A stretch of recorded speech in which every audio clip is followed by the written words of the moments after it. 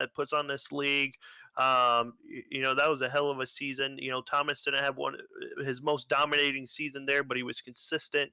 He did what he had to do at the end of the day to take home his third championship. So congrats to him, and I definitely look forward to next. All right, well, thank you for coming up and joining me in the booth, man. It's been a fairly awesome race to call with you. Muchly appreciated. And thank you to Jaron for putting on the league, all the drivers for participating in the league. Without the drivers, played him.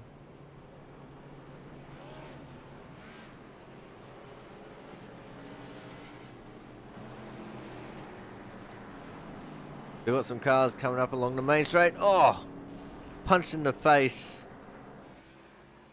by Evan Rice. No burnouts. All right, guys. We're going to go to a commercial break. When we come back, we will have driver interviews.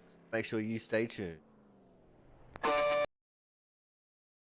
Oh, Corey, there's a lot more to racing than just winning. I mean, taking the race by a full lap? Where's the entertainment in that? I just wanted to give the folks a little sizzle. Am I sorry I didn't have a crew chief? No, I'm not. Because I'm a one-man show. But at the moment, it is Brian Baker.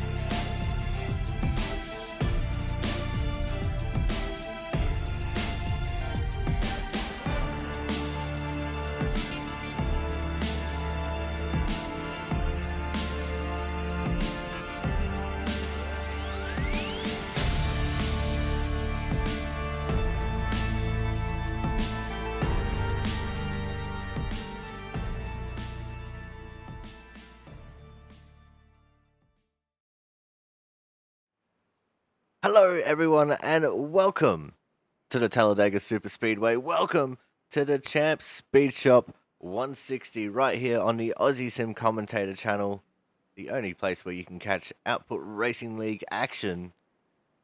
And we're here, we're excited. It's a super speedway. Everyone on track is excited as well. Everyone's starting to file out to do some pit parties here, get some practice with the draft. It's a little bit of a weird draft package this time. And the bumpers on the cars not exactly lining up the way people would like. So could end up being a very, very dramatic kind of a race here, especially when bump drafting is concerned. Back of these trucks are very light at the moment. Any bump will realistically end in disaster. Currently have 20 drivers on track tackling today's race. 25-33 strength of field with all 21 people in the server, because I do count for that.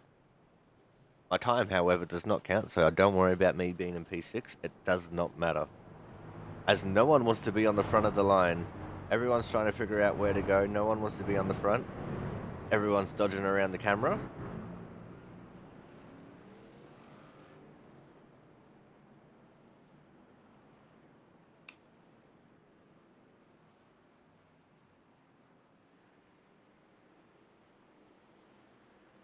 Everyone's got to get themselves sorted out here so they can get this pit party going.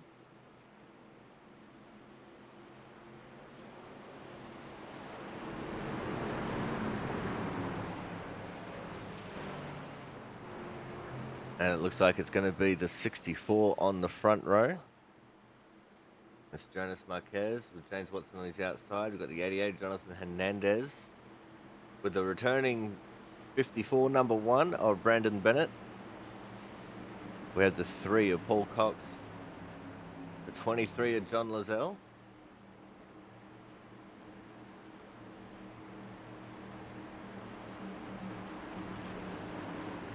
As everyone's coming through the tri-oval now.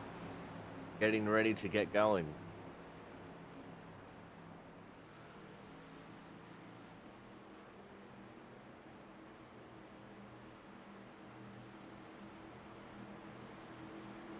And we're off and racing.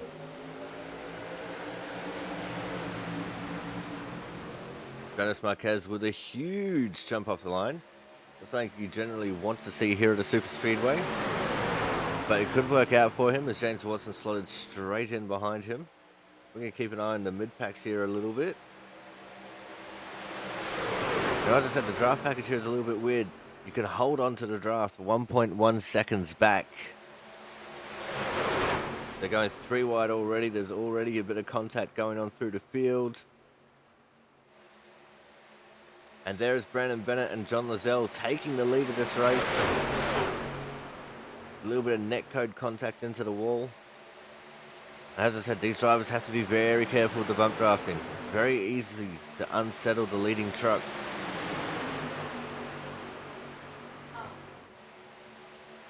Paul Cox and TJ Cranton have gotten hooked up there in the middle lane, trying to make something work.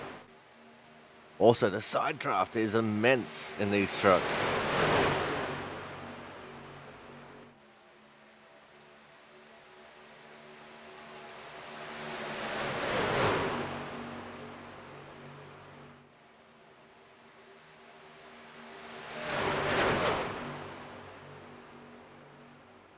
Everyone jockeying for position. Going all the way onto the apron was Jonas Marquez. And the rest of the line followed him down there too.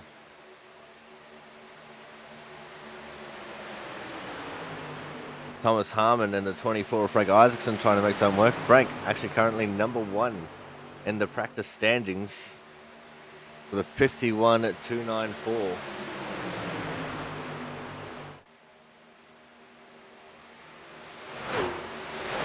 Not a time that we'll probably see diminish anytime soon. As everyone's catching up to a slower car. Oh, they're 4 wide now. 4 wide very briefly. They caught up to that car that was out of the draft.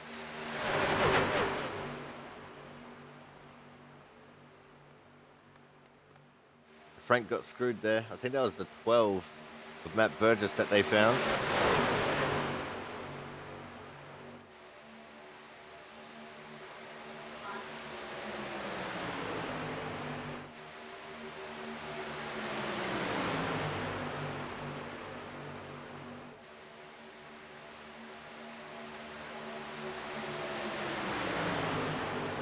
Oh, and Paul Cox has been turned by TJ Crampton.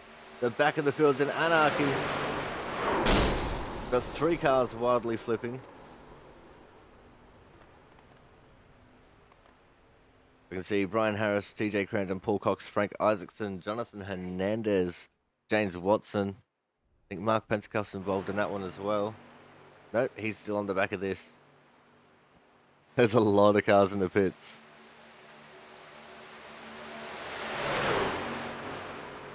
And I was wrong. Frank's time has been pipped by Brian Harris, a 51 and 162. Jaron Sanchez moves his way up into P2. Sanchez similarly. Oh no, there's Sanchez. He's still going. Oh, and around goes Thomas Harmon. More anarchy in the back. We only have 4 survivors.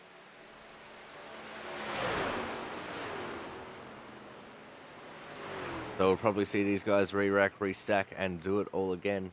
Because around here at Talladega, it's all about how you race in a pack.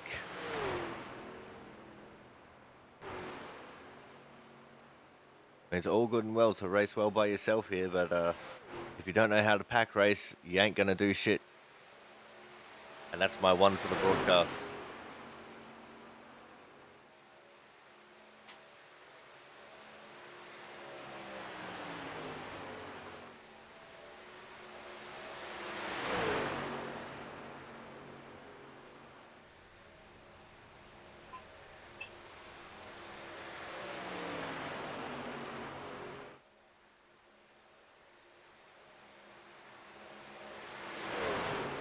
But Marquez and Pisacemi are going to keep going. They're probably going to practice a pit entry here.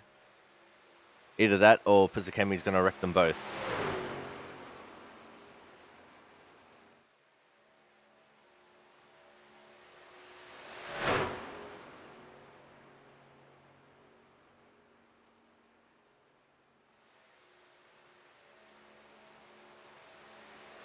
Let's see which option it is going to be.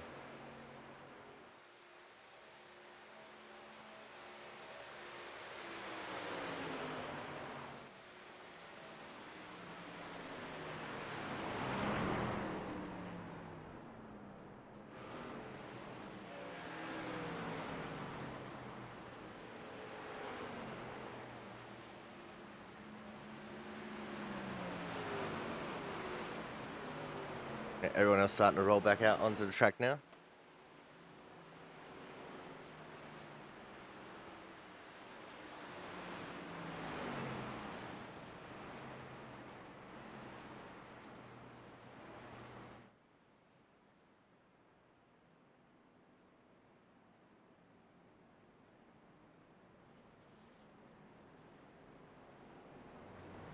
All right. Everyone's jockeying to see who's going to be starting where in this pit party. A few people have decided to stay in the pits. Hernandez, Butters, Cox, Perkins. Got Kraus who's sitting in the pits as well. Though he, no, that's the 88 of Hernandez who's made his way back out onto track. Out of 21 people we have racing, we've got 18 lap times already sorted.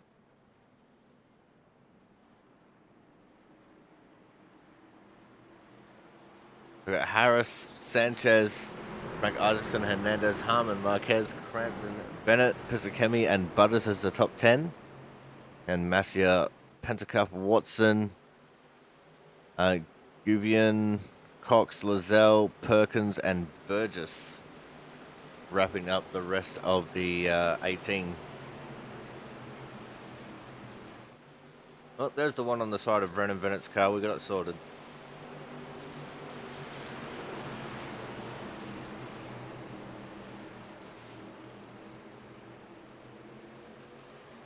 Alright, looks like they're off early. As there's the 15 car out the front there.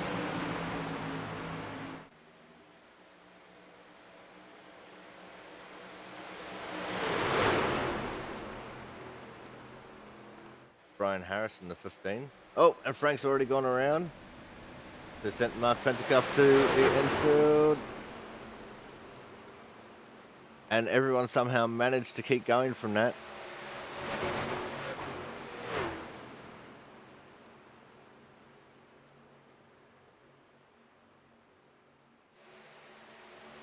So still waiting on Chris Champeau, Brian Chambliss, Matt Horton, and Kyle Krass to make lap times.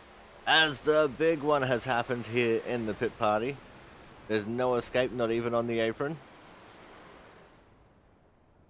Oh, nice little kiss there from Watson on Massia. Brian Harris is on his roof. Matt Burgess just rolls to a stop.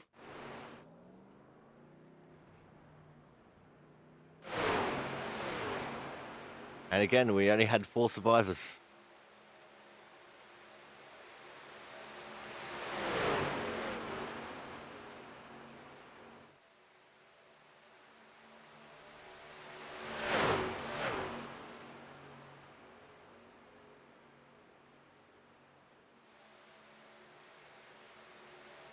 We've got Gouvion, we've got Sanchez, Crampton, and Marquez as our 4 survivors from that pit party.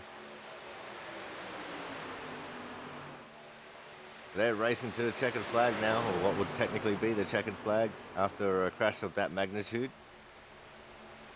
They're going to go 3 wide. Crampton waited for his run for the right moment and steals the win away from the Forrest Sanchez, who worked so hard on that outside line. Sanchez turned him in anger and disgust.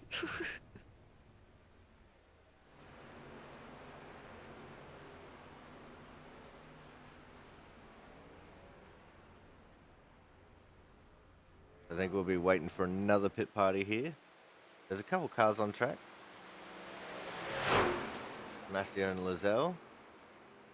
We also have the 12 of Matt Burgess, who's making some solo laps, and Jonathan Hernandez.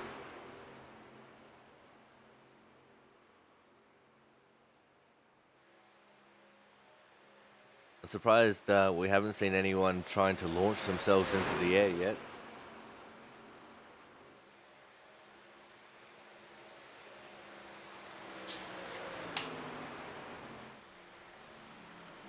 Lizelle and Massia come in for a practice pit entry.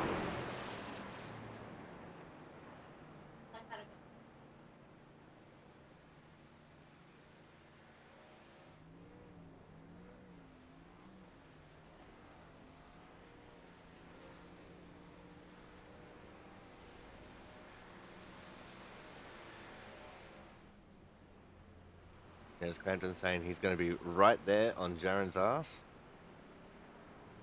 Brian Harris rolls out onto the track.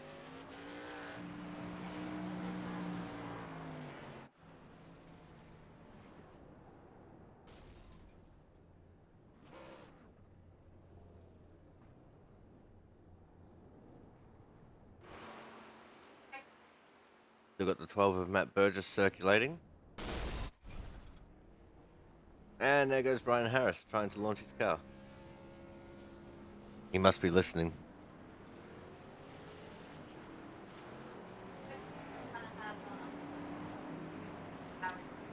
We now have 23 drivers registered to race.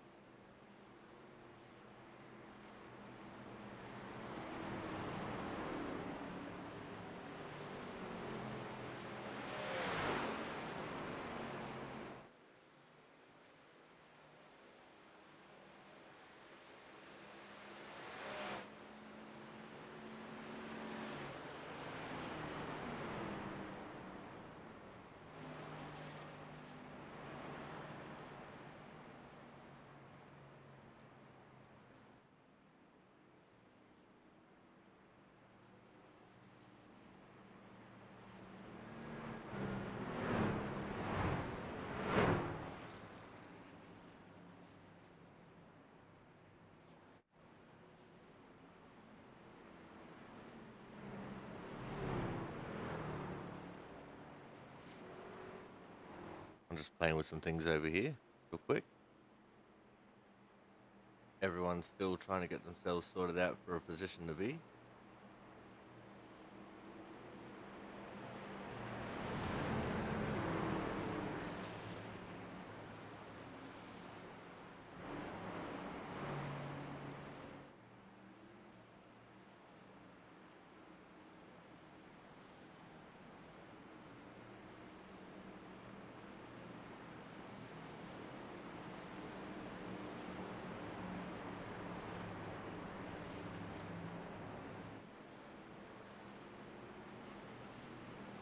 We're going to have the 61 of Crampton, the 88 of Hernandez, the 24 of Isaacson, the 13 of Masia, the 23 of Lozelle, the 64 of Marquez, the 4 of Sanchez, and the 5 of Pentacuff. That's how we're going to roll out of here in the top 4 rows. And they're off and racing.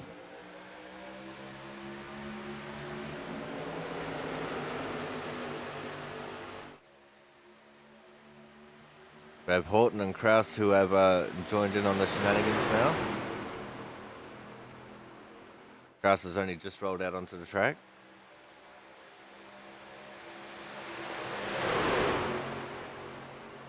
We now have 20 to 23 drivers with lap times. We're still waiting on Champeau, Chambliss, and Sarton to make lap times. Oh, 4 wide this early does not work, and everyone somehow kept going, although the 38 of Harmon got turned, and they're still going. No one with terminal damage.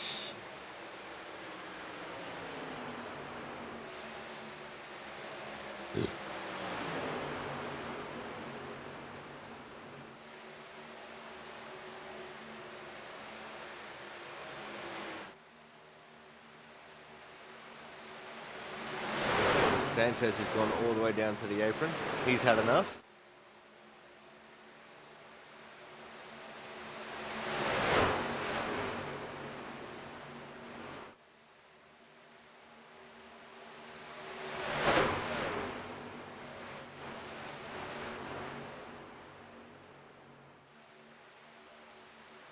Got the 88 of Jonathan Hernandez leading the way. Got Matt Burgess right on his tail. There's a 78 of Brian Pizzicami trying to make something work. The 61 of Crampton was giving Burgess a little bit of a hurry up to try and get him onto the tail of Hernandez. It didn't work. And now the 3 of them are gone.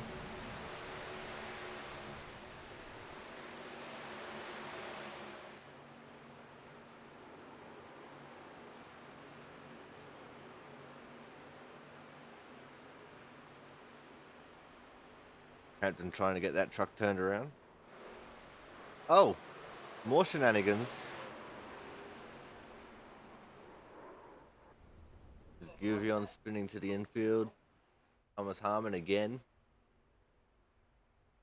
And I have a sneaking suspiciounism that we're going to get another pit party here shortly. Back up with the front pack.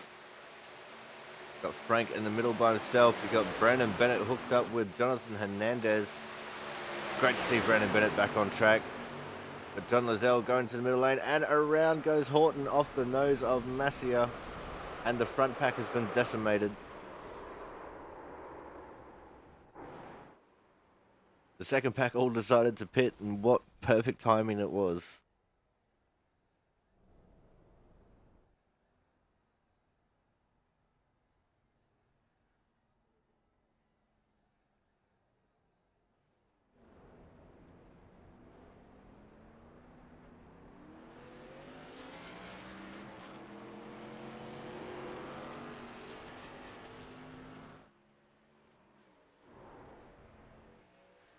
Alright, so we've got Brian Harris trying to launch himself. Let's see if he does it.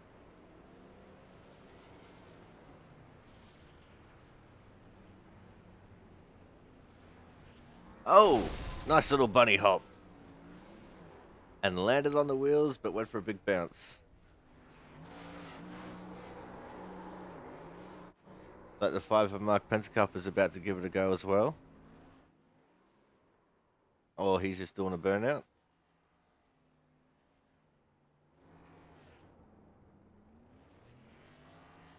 Yeah, no, he was just doing a burnout. Jonas Marquez is over here doing a burnout as well.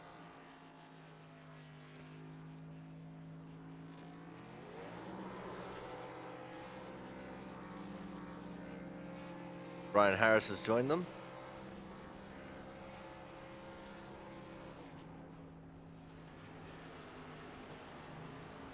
And Harris is going to try and launch again. And this time he got stuck. Hey, he got out of it. What?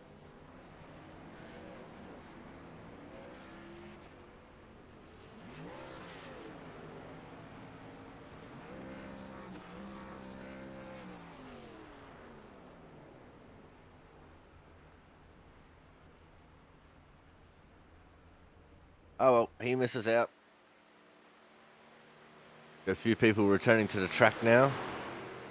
Got Mark Pentecoff and and Jonas Marquez. Matt Burgess is some 18 seconds at the track. He's actually just about to head into the tri-oval. Got the 44 Guvion who's returned to the track as well. We're still waiting on a few people. We've now got 24 drivers registered to race. We're still waiting on 4 of them to set lap times. This is the biggest field we've had for a while.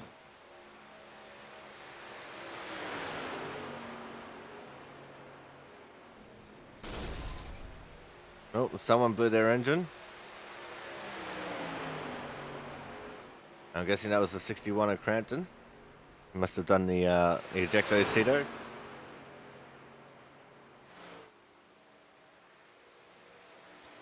Got Frank Isaacson just coming out of the pits. I think he's trying to get hooked up with these two.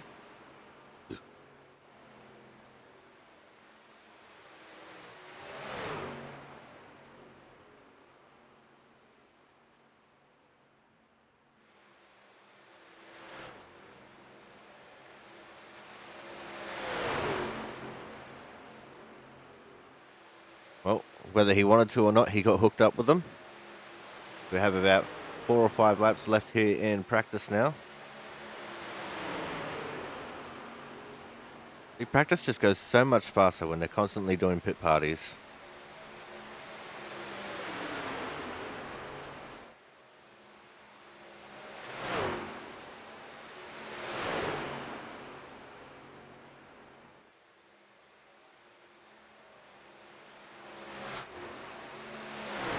And now we have 25 competitors signed up to race. Strength of field, with all 26 people in the server, is currently sitting at a 26:41.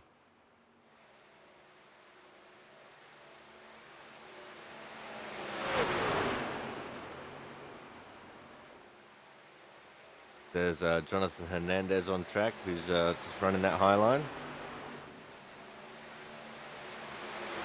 I don't think too many people actually practice the pit entry here.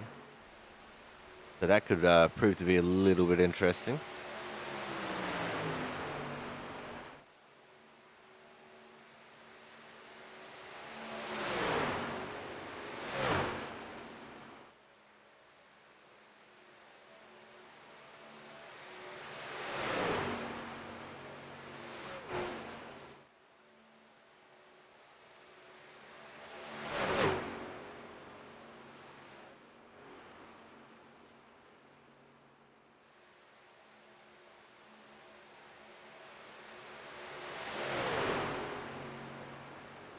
A few more people starting to come out on track, getting the last couple of laps in.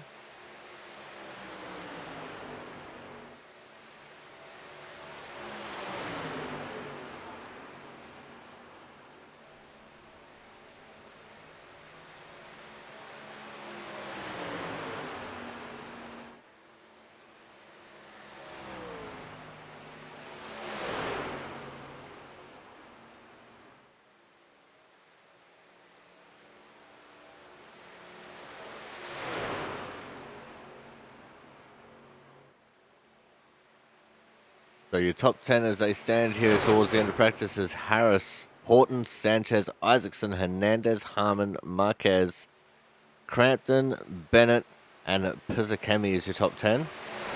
There's Butters, Massio, Pentecoff, Watson, Guvion, Cox, Lazelle, Perkins, Burgess, and Kraus wrapping up the top 20. Got Champeau, Travis Dart, Brian Chambers, who haven't set lap times. Who else have we got? Let's pick someone who's actually on track right now. I think Ken Campbell in the 26 is on track. What's Ken Campbell doing in the 26? He's meant to be the 5th. Oh, Brian Harris stole his number. Karen Sarton is the other one who is actually on track right now.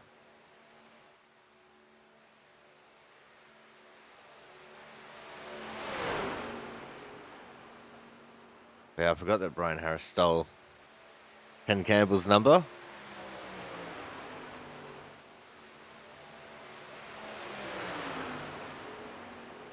I think we'll refer to Campbell as the 15K and Harris as the 15B.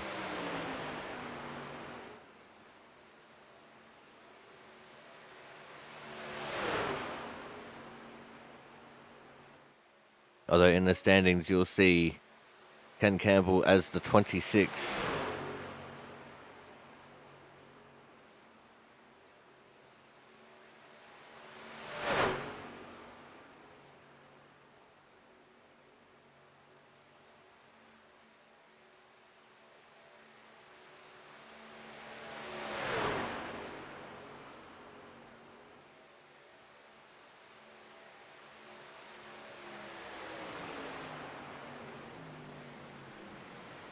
And into the pits comes Campbell and Kraus.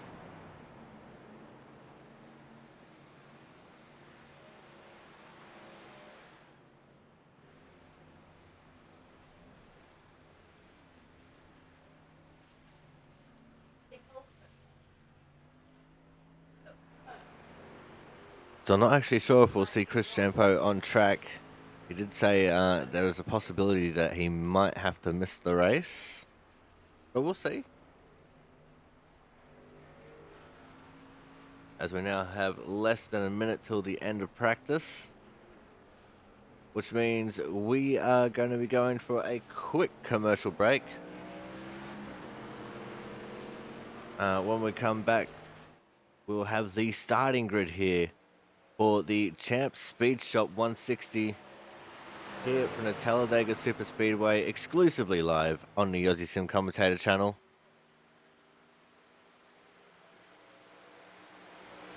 So make sure you guys stay tuned. Racing action coming up shortly.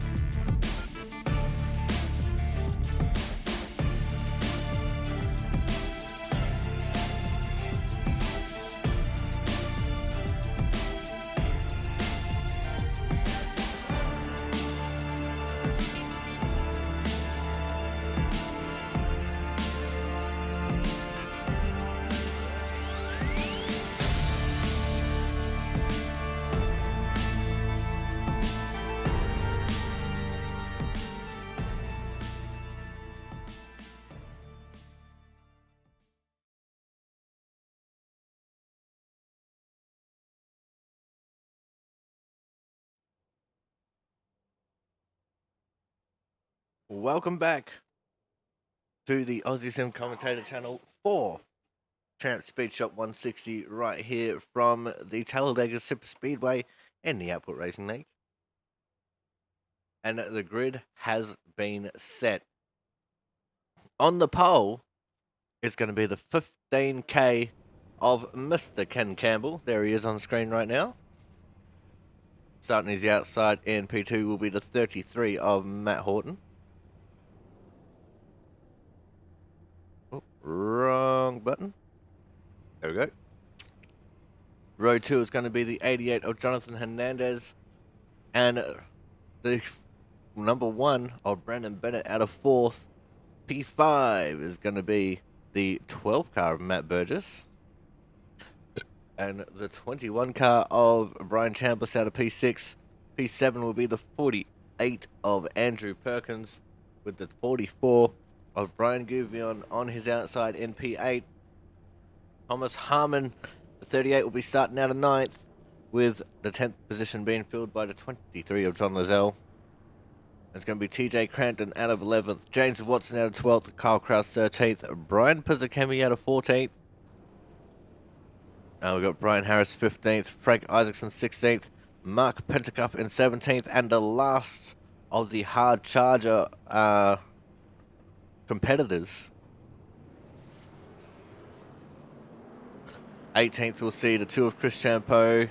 Then it's going to be Cameron Sarton out of 19th, Jaron Sanchez 20th, Travis Massier 21st, Travis Dart out of 22nd, Alexandra Butters out of 23rd, Paul Cox 24th, and last but not least, Jonas Marquez out of the 25th starting position. 25 cars signed up for the race, 26 people in the server altogether. Strength of field is a 26.41.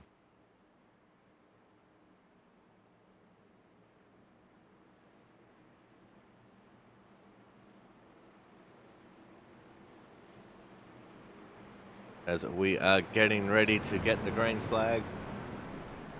Remember, the first start is on green.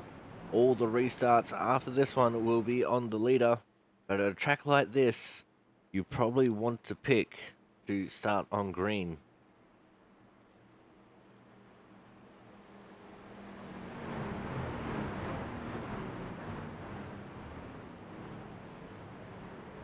Don't forget, the leader also has lane choice, which could play a factor here.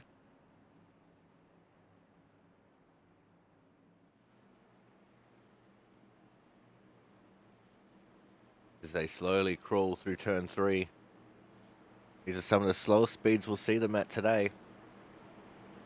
The only way for these drivers to go slower than this is when they're in the pit lane.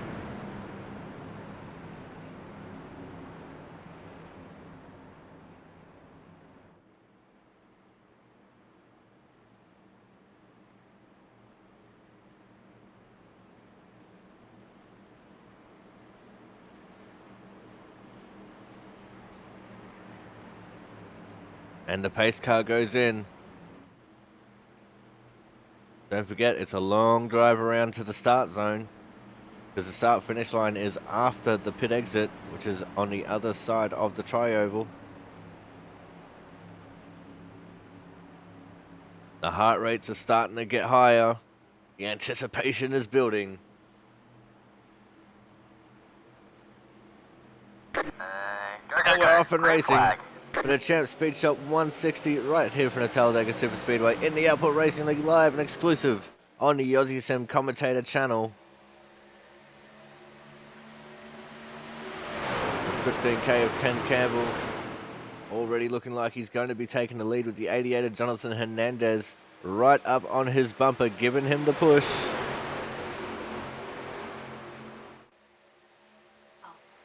One thing these drivers are going to have to worry about, especially down in the pack, is the checkup from the lines, because you don't want to push too hard around here.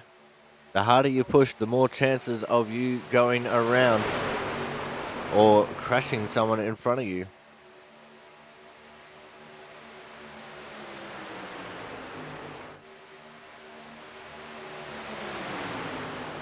As the first lap of 60 is about to be in the books, Ken Campbell going to lead the first lap around here at the Talladega Super Speedway.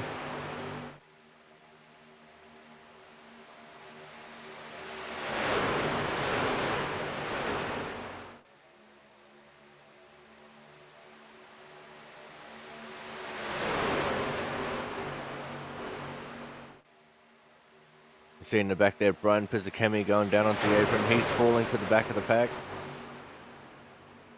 He doesn't want to be stuck in the middle. He wants to bide his time, wait it out.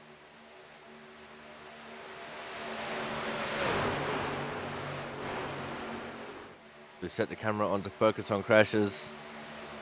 See James Watson sliding into a spot on the inside line. Greg Isaacson kind of stuck on the outside here a little bit. There's the two of Chris Champeau just in behind him. He managed to get it on track in time.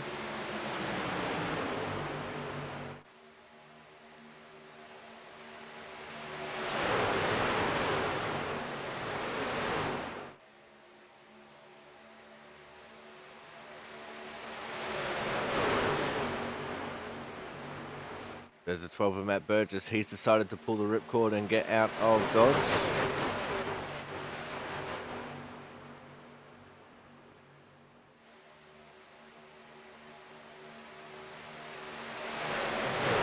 This is opening things up a little bit for this outside lane. Currently being led by Matt Horton.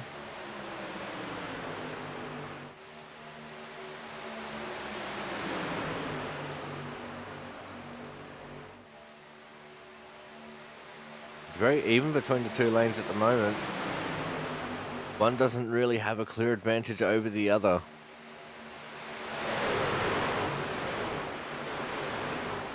Looks like Brandon Bennett in the one starting to overheat a little bit now. Outside line though.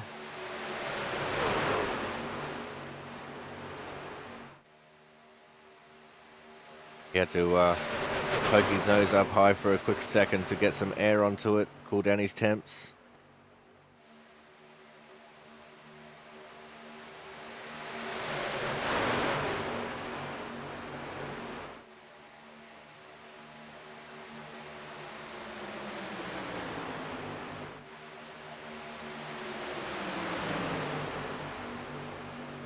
-36°C is the track temp. Got an ambient temp of 24°C.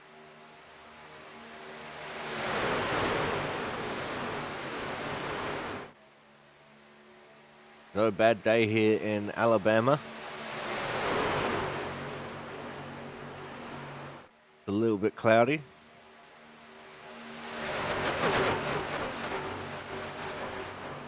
Some might call this a fine day. I call it an awesome day because it's a race day.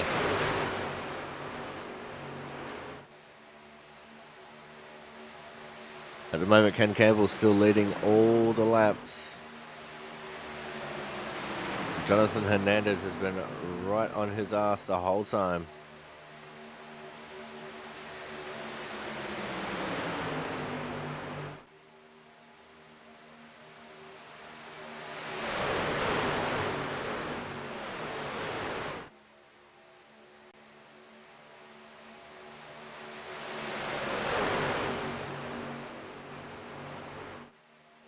Hernandez is definitely experienced enough to know how to cool down that engine of his without doing anything too drastic.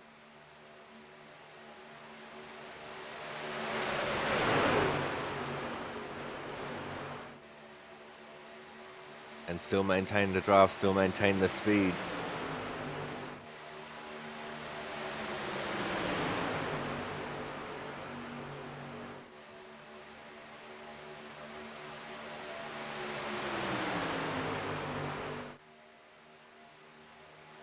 And Campbell continues to lead. We're already 6 laps complete in this race, which is 1/10 of the distance.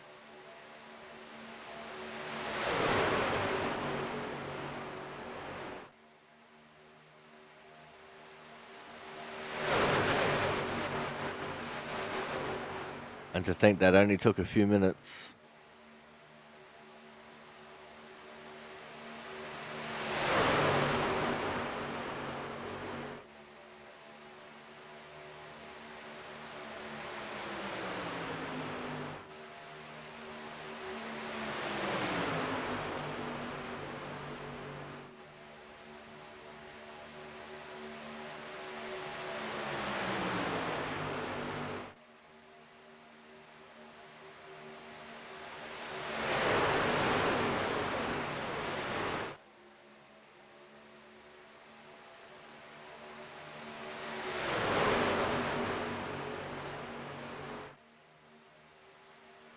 Looks like that outside line's starting to back off here a little bit.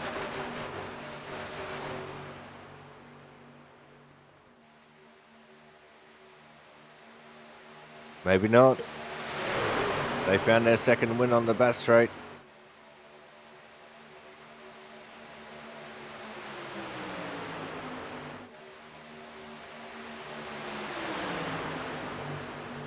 Hernandez is going to have to put in some work if he's going to push Campbell back into the lead.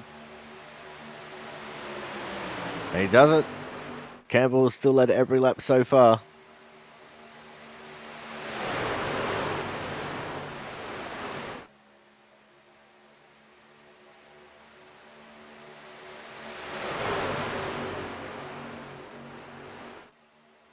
The 33, Matt Horton, says that's enough for me. I'm going to drop to the back now.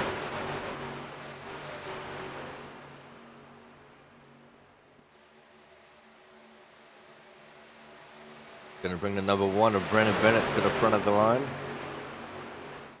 His engine will be happy because he'll be able to get a little bit of coolness on it. He's also getting pushed there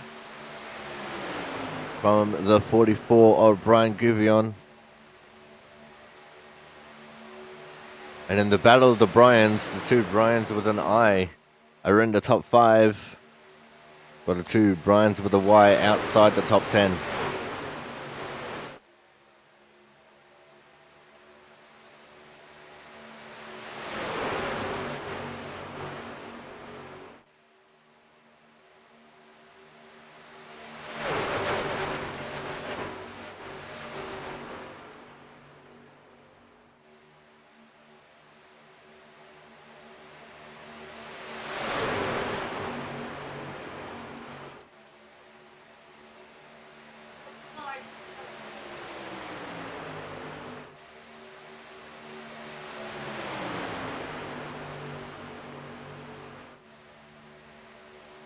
Will Brandon Bennett lead this lap? He's close. Oh, Brandon Bennett led a lap on lap number 10. That's bonus points right there for the number 1 of Brandon Bennett. And his first race back with the Output Racing League in what seems like forever.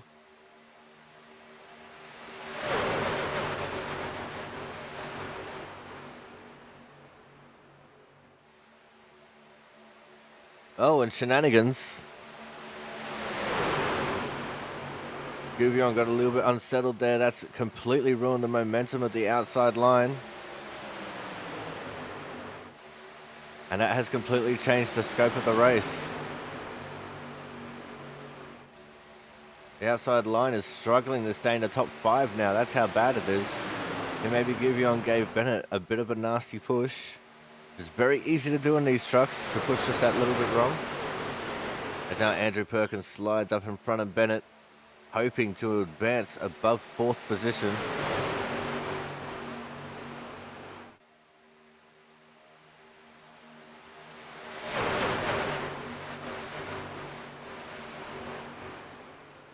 As we're almost 1/4 of the way through this race. Oh, and Andrew Perkins getting a little bit unsettled there on the entry to turn 3.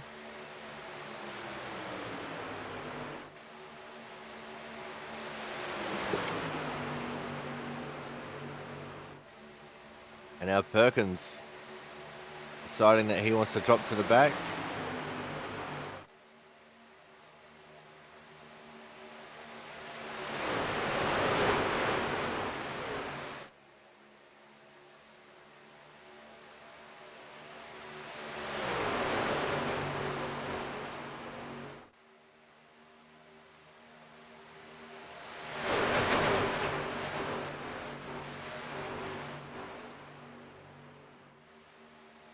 And this is just giving free rein to Campbell and Hernandez here at the front.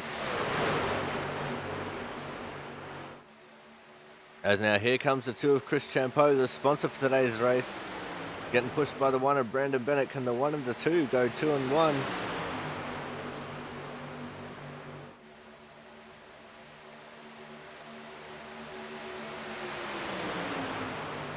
Oh, and that was close. I think Chris Champeau just led that lap too.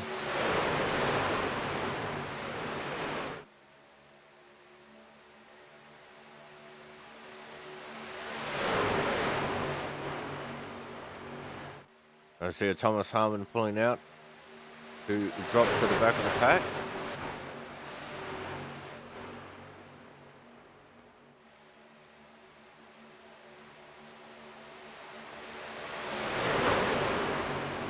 But the one of Brendan Bennett also dropping to the back now.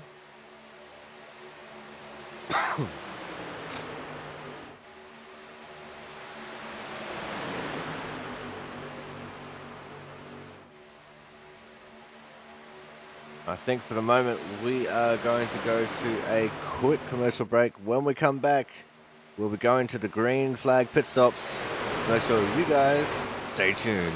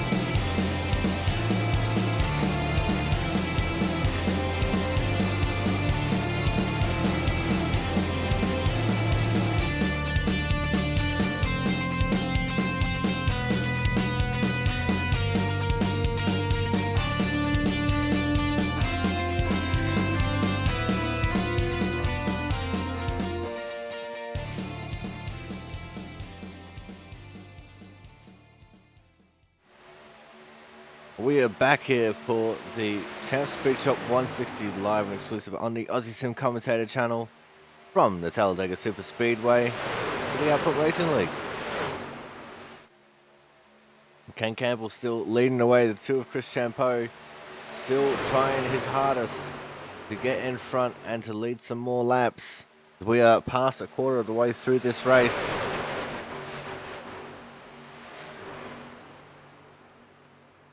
And these lap times are pretty incredible right now. Everyone's still sticking in the 51-second mark.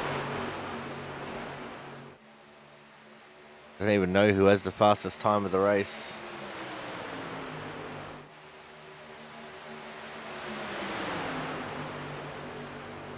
But the lead's definitely been changed several times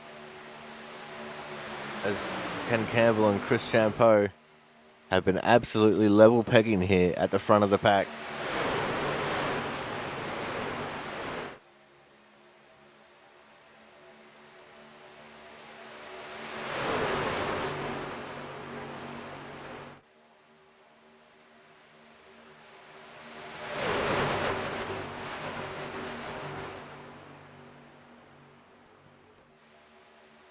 And the two of Chris Champeau got clear of Ken Campbell this time. And he moves straight down into the bottom lane. So Chris Champeau now clean and clear, the leader of this race. And here comes Goubion. He's now leading the outside lane. He's got John Lizelle pushing him. This will give Jonathan Hernandez a little bit of a break. He'll be able to move around a little bit more, get some more air onto the front of his car. Cool down his temps a little bit. Doesn't have to worry about pushing so hard.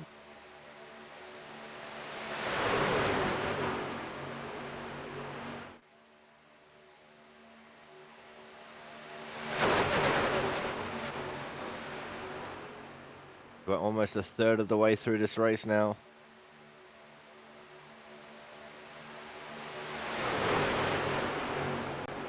Oh, and around.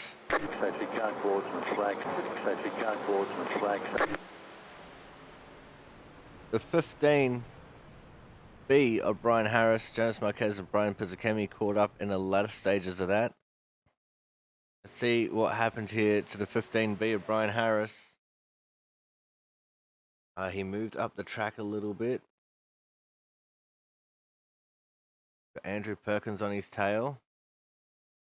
I think Andrew just gave him a little bit of a bump here going through turn 3, and around goes Harris. 60 Kyle Kraus caught a little piece of that. Oh no, so did the 5 of Mark Pentacuff. He was doing so well, keeping that thing clean.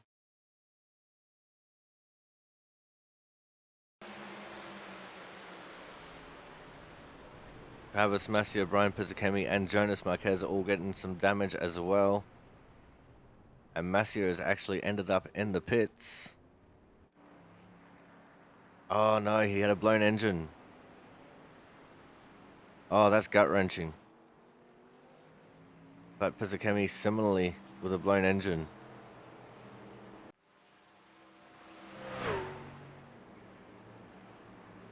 But Chris Champeau is leading the way. And we are probably going to see some pit stops here.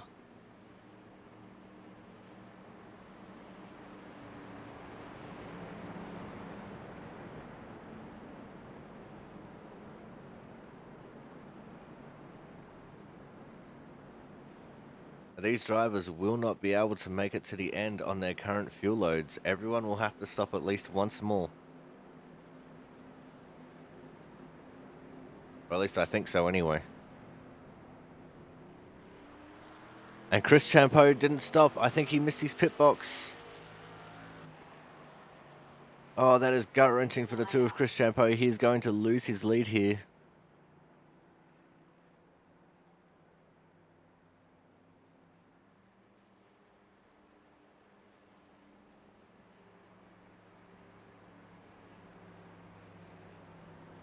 Let's see if we can get this 15B of Brian Harris in for a quick chat.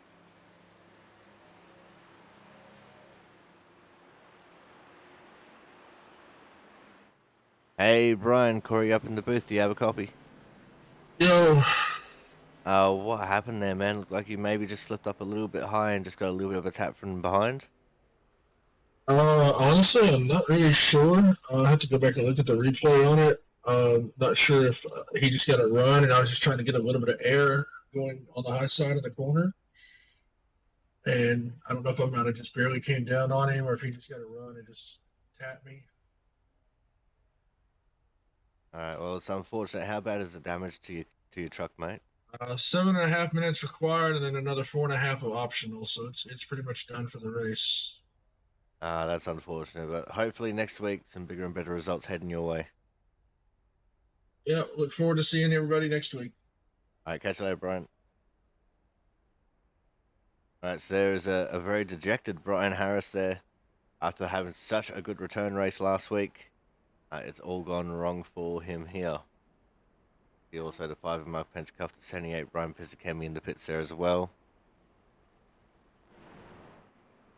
And we'll probably see the 2 of Chris Champeau head into the pits this time, which will give the lead back to the 15K of Ken Campbell.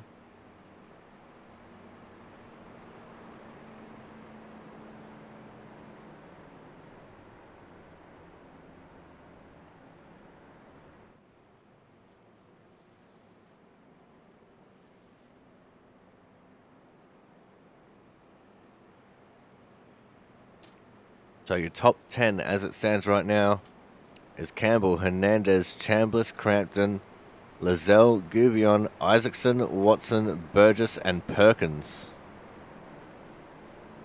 Frank Isaacson currently in hard charger position, +9 from where he started in 16th.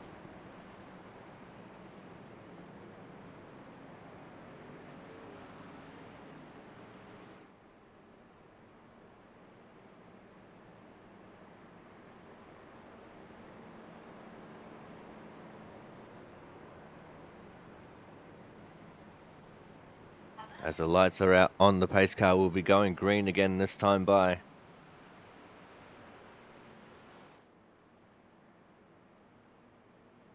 And Ken Campbell chosen the inside line. He's going to have Brian Chambliss pushing him. Jonathan Hernandez on the outside line will have Speedway Memes Motorsports number 61 of TJ Crampton.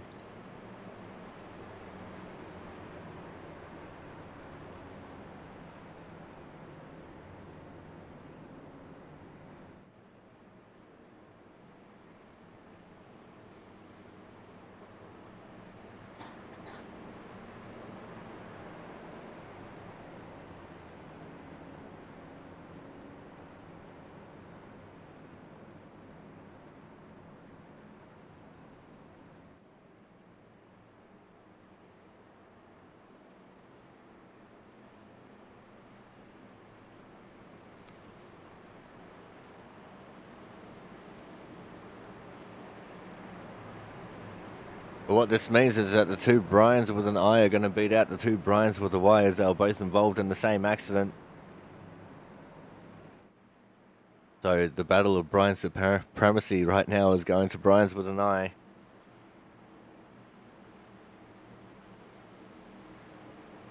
Pace car is going in. This restart will be on Ken Campbell, as he is the leader. He can go whenever he sees fit.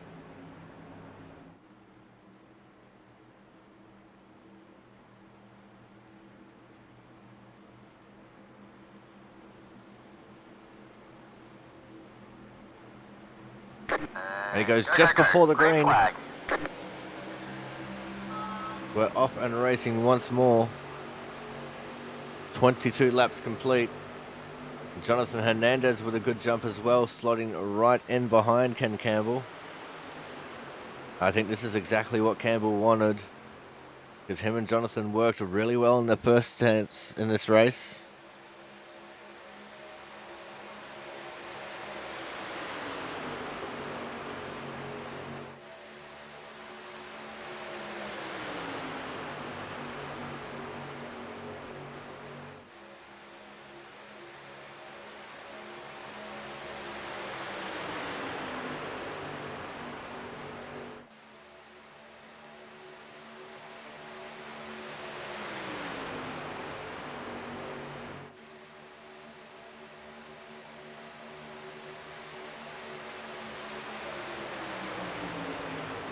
Go back to our normal camera angles.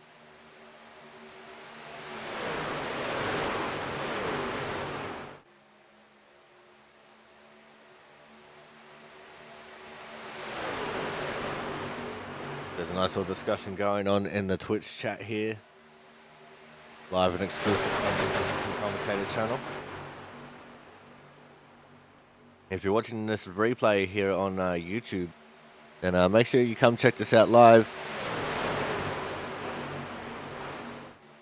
11:20 p.m. Eastern American time, or 11:20 a.m. Western Australian time, GMT +8. Twitch.tv/Aussie_sim_commentator. And if you want to watch this replay on YouTube, it's something that you might have missed during the race on the live broadcast, then youtube.com/C/Aussie_sim_commentator.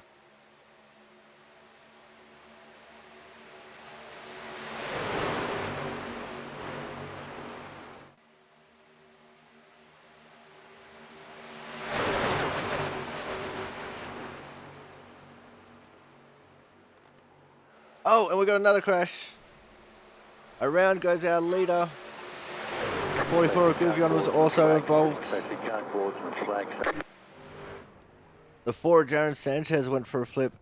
What the hell happened there?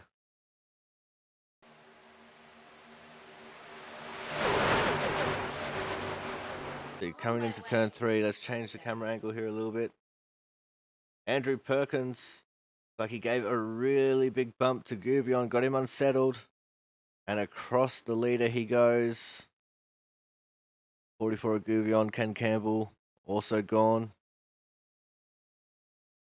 There was a bit of checkup going on, and around goes the 60. 33 got into the 4, the 64 is involved. Oh, I think Alexandra Butters is also involved. Yep, there he is, the 10 car. Oh, Sanchez has gone from an almighty flip He got hit by the wall monster. That's where we see him flipping back onto his wheels. That was an incredible flip. Let's go back to live pictures now.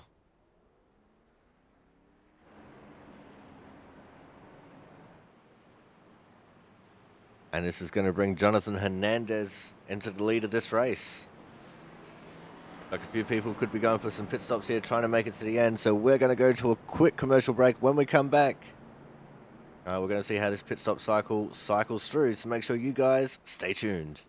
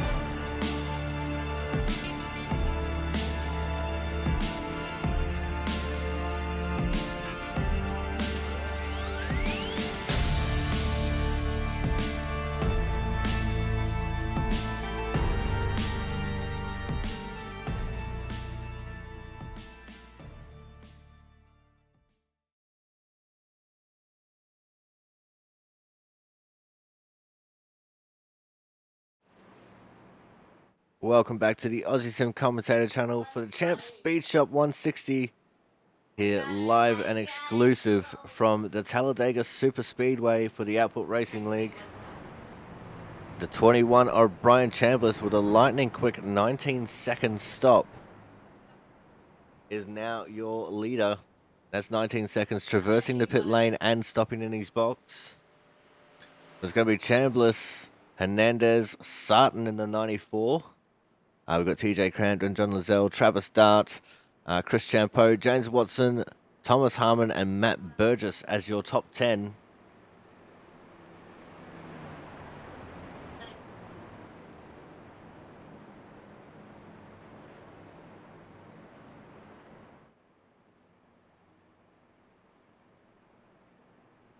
Then we have Matt Burgess in 11th.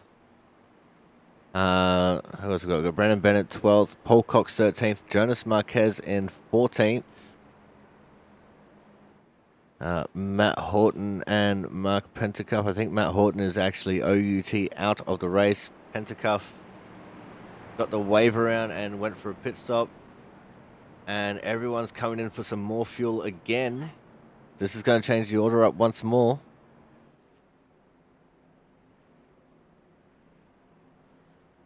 Pentacuff gets out just before the pace car. I'm pretty sure we're also getting the 1 to green here.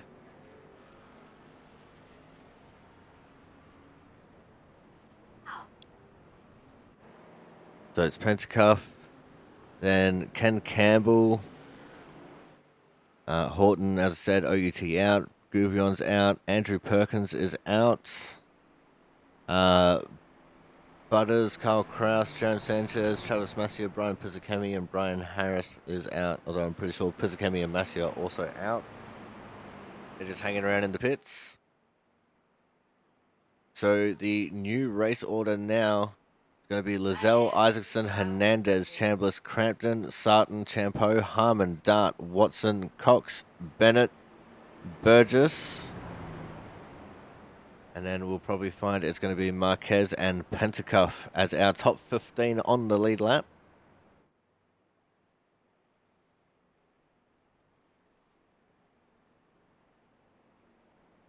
As everyone is getting into formation.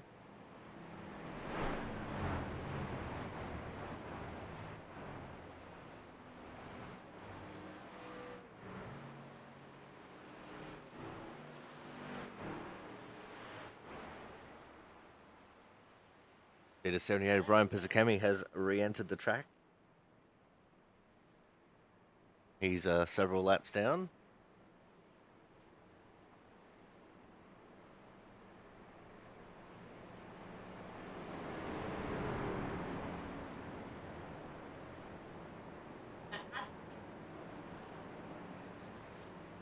Got Got a few cars running on the apron trying to cut down their fuel usage.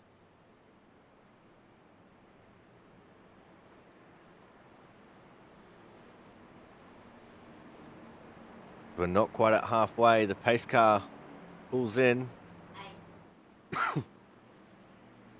Frank Isaacson is the only one in the outside lane.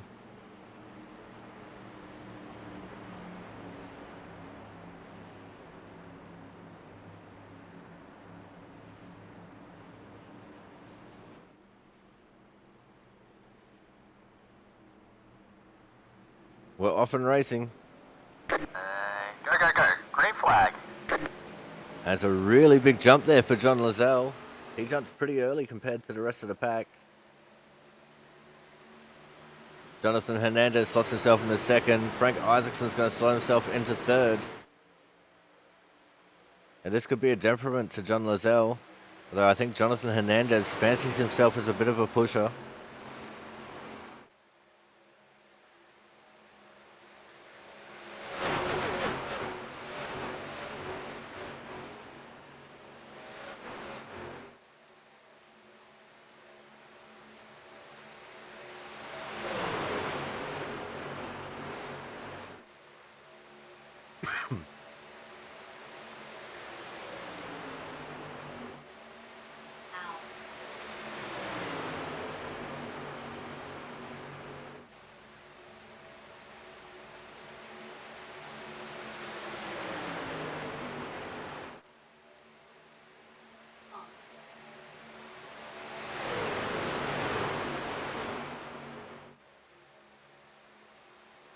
What we've got here is a lead pack of about 12 cars.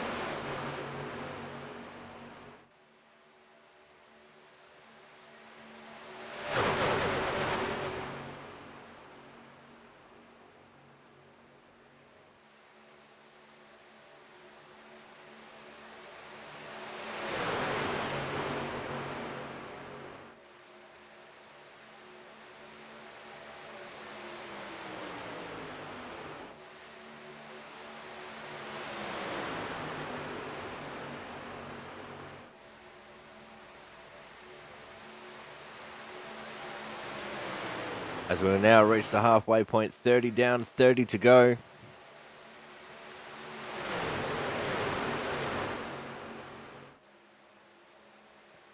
Will we go green the rest of the way, or will we get another caution?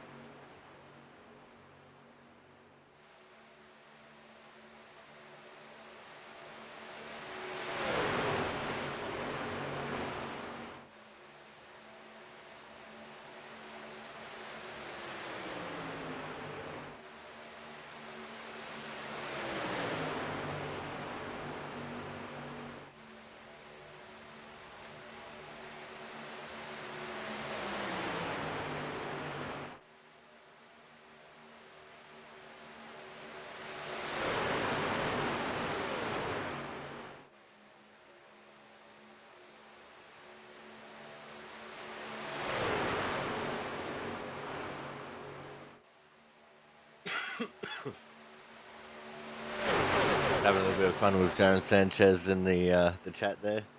We've come to the conclusion that he's played too much Phasmophobia and a ghost got him, which is why he got sent flying into the air like that.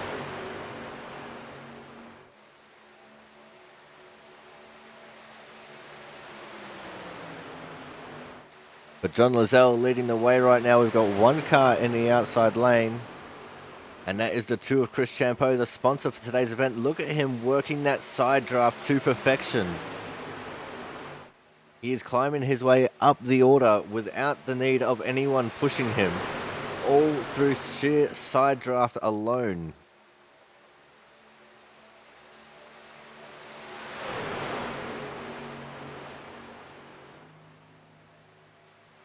As our leaders are starting to catch up to a slower car, that is the 13 of Travis Massier.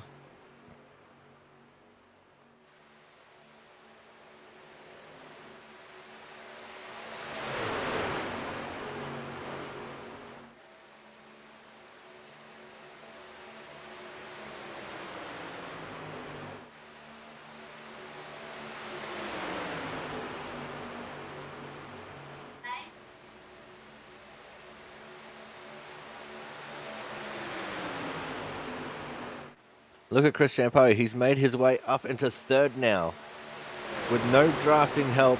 The only draft he's got is side draft. And he is side by side with Frank Isaacson. I'm surprised no one's gone up to the high line with him. John Lizelle now moves up to the high line. I think he wants to drop to the back. And he got picked up by the two of Chris Champeau. He's going to stay high here. And that's going to gift Jonathan Hernandez the lead.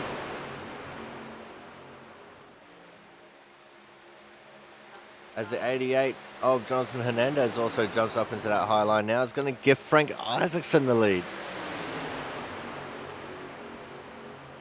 Frank is going to lead an official lap here in the Output Racing League. As he crosses the line, that is bonus points heading Frank Isaacson's way.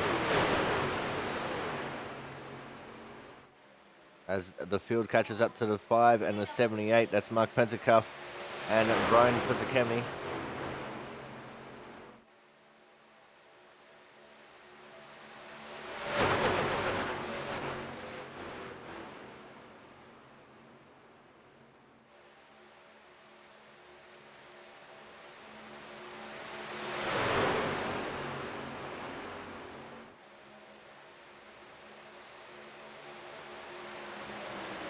Now let's see what Lizelle and Hernandez can do with roles reversed.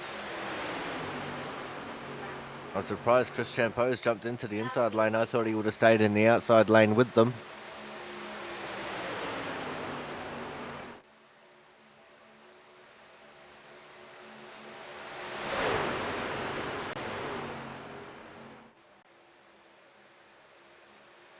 There's a little bit of gap forming in behind Chambliss to TJ Crampton.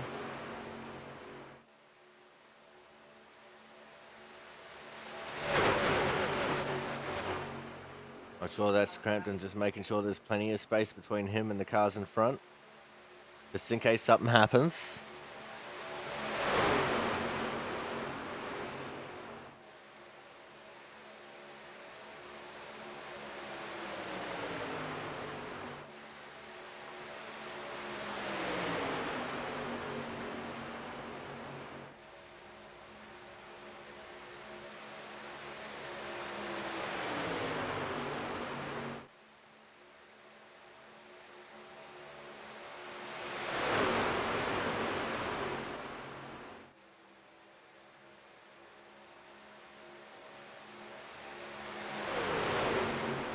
Hernandez and Lizelle have given up the ghost now. Hernandez slots back into third in the inside line, just in front of Crampton. Lizelle starting to fall down the order.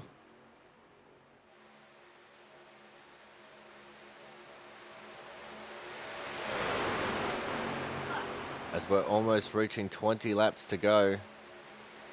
And this is where we'll see the intensity starting to pick up a little bit. Plus, just quietly, Frank Isaacson could have a chance at some bonus points here as well. Because not only is he leading laps right now, but he could be in with a chance of leading the most laps if no one overtakes him.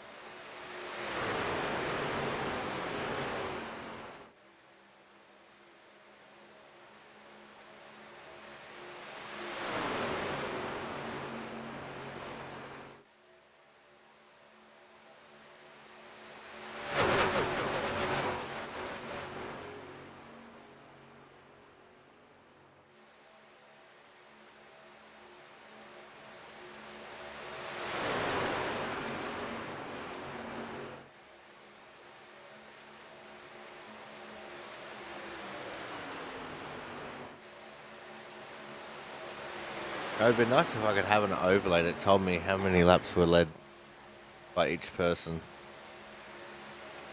I think I might make that suggestion to the people who makes the overlays that I use.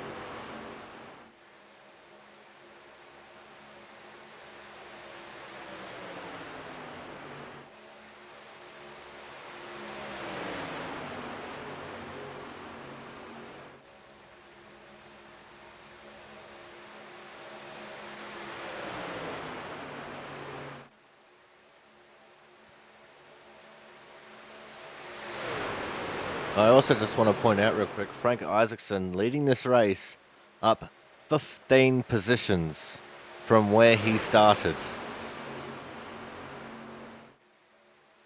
And Travis Start in P6 is up 16 from where he started because he started in 22nd. He's ineligible for the Hard Charger Award, but Frank Isaacson, who is eligible, up 15 positions from where he started.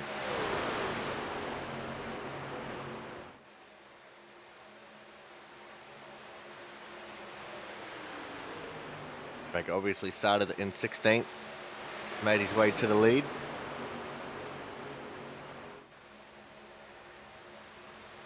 And no one wants to see Frank win more than I do.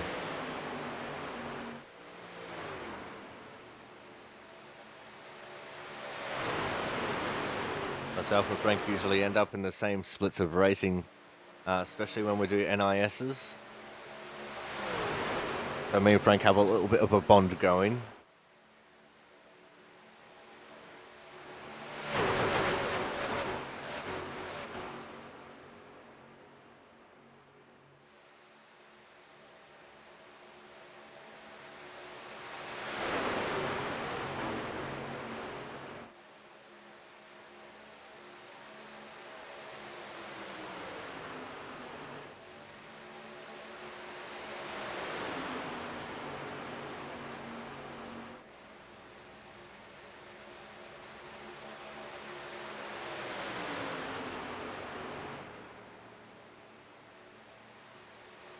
As we're now past 2/3 distance, we're almost actually up to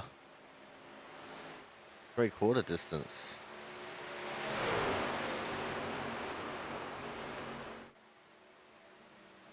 And there's the 13 of Travis Massey just rolling around the apron. Gonna let the field pass. But we are less than 20 laps to go. It'll be 17 to go when we hit the start-finish line this time.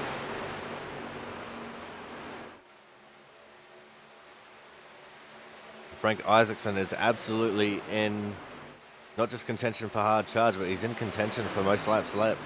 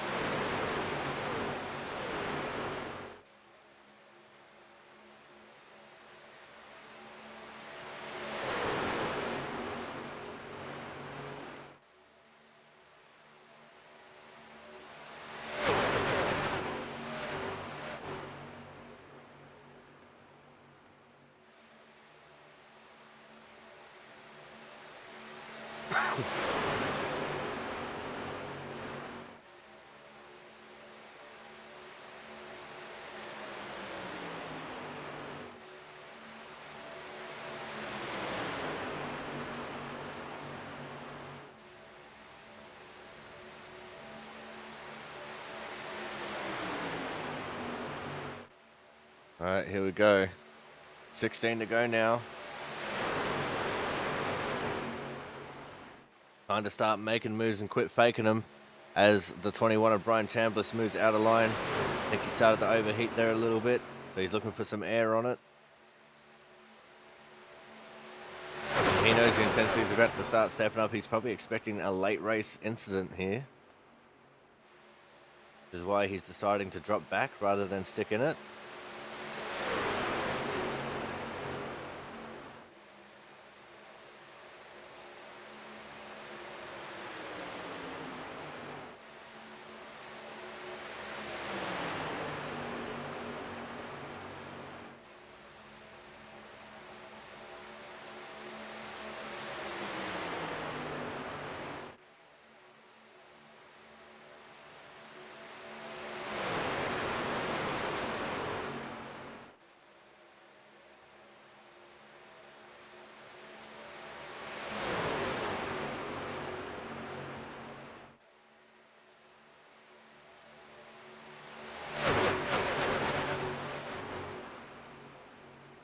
Whether you're watching this on YouTube or whether you're watching this on Twitch, can we just get some hype in chat for Frank real quick?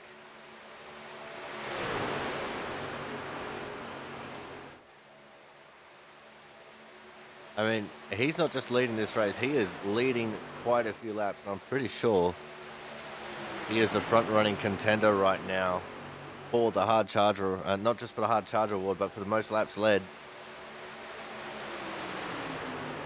As long as disaster doesn't befall him, he will absolutely get the hard charger.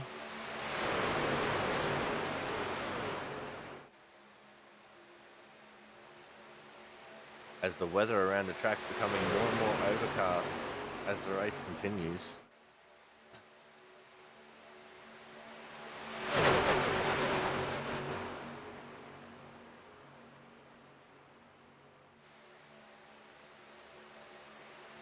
But it's just really good seeing Frank at the front of the field and leading so many laps. I mean, honestly, Frank has been around this league for a very long time. Doesn't have very much luck. I mean, let's go check out his official stats here real quick.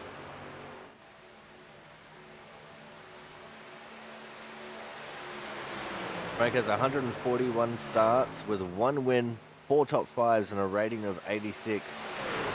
So let's hope that he can get to 142 and 2.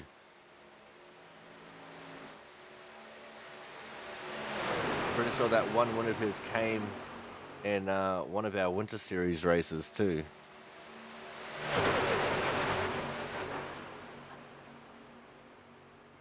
I'm not entirely sure, but I think so.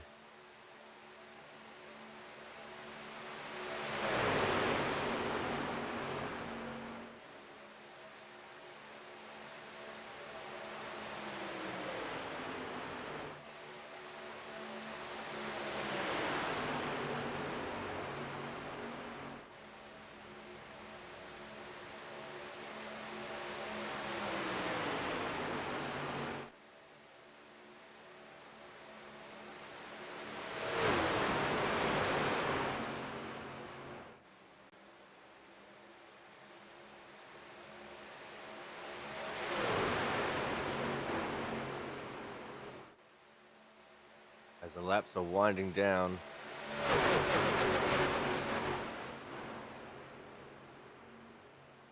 Onto the back of the pack pops the 5 of Mark Pentecoff.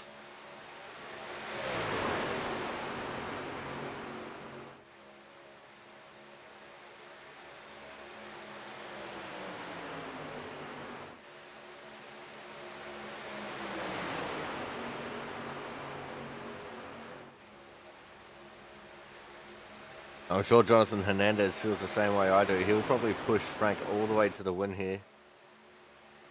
As much as, you know, Jonathan's trying to fight for a championship.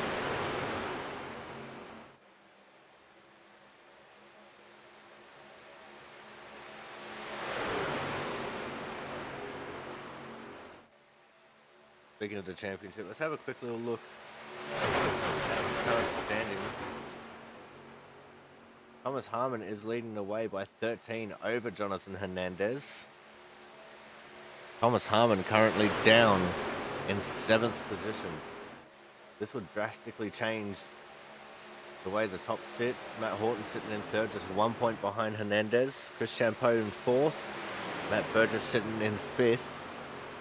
Matt Burgess, we know, is not having a great race right now. He's a couple laps down. Chris Champeau is right up there in 4th. And the 33 of Matt Horton, I believe, is actually out of the race.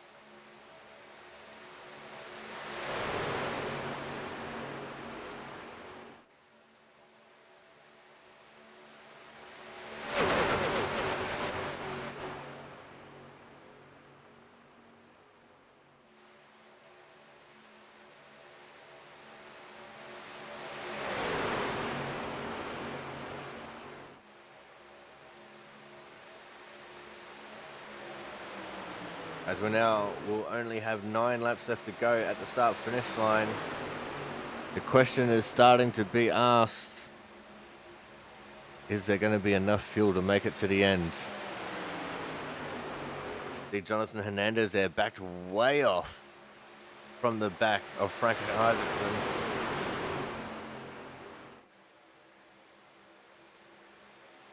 I'm sure if we were to get a caution right now, these guys would start saving immediately and would probably have enough to make it to the end. But that begs the question of if we get a caution. And if so, then when would it be?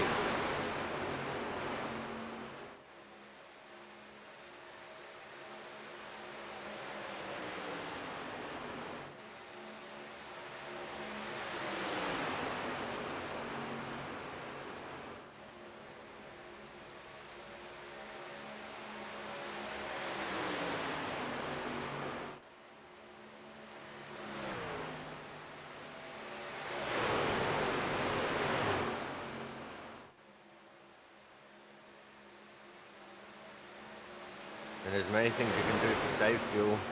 Right now, Frank, by virtue of being the leader, is actually saving the least amount of fuel.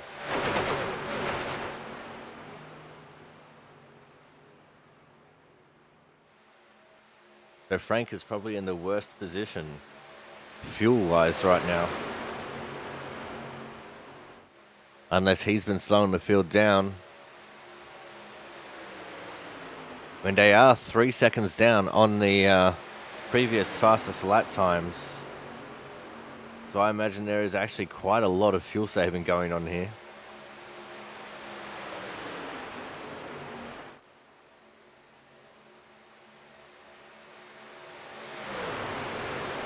Fastest lap of the race was done by Chris Champeau, a 50.859. Not sure what lap that was done on, but that is the fastest lap of the race.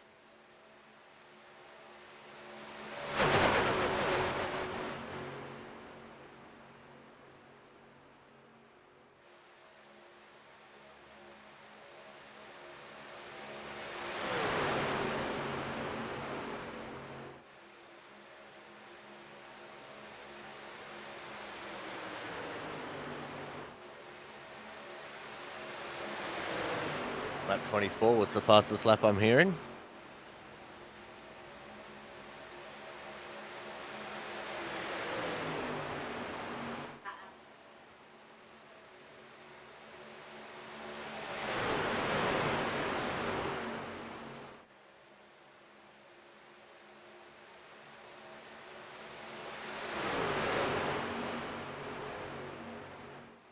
Here comes the charge from Thomas Harmon now on the outside. He thinks he's got the fuel to make it. He's starting to rally the troops up there.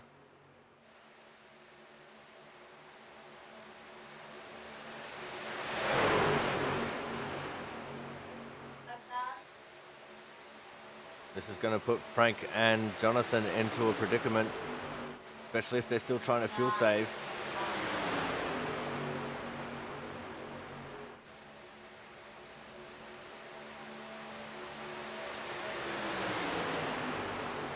Five to go. Thomas Harmon led that lap. Thomas Harmon slides down in front of Frank now to take the lead. Clean and clear.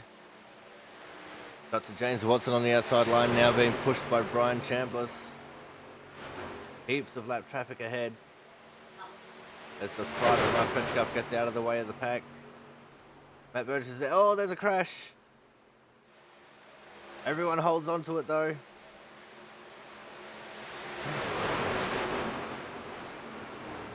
I'm not sure what happened there, but I think someone ran into the lapped car of Mark Pentecoff.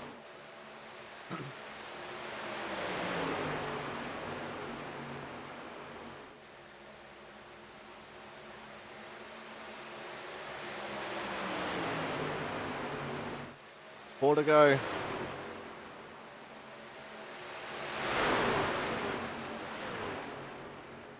That outside line is moving now. James Watson being pushed by Chris Champo.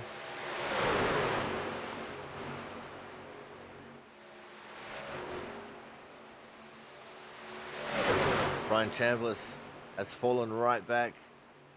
I think he might have been the one to hit the lap car.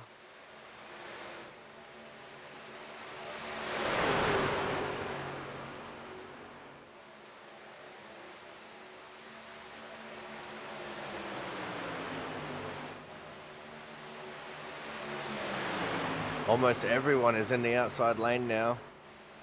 Chris Champo leads it. And he's got one of the rookies, Cameron Sutton, on his tail. In fact, he's got Travis Dart up there as well.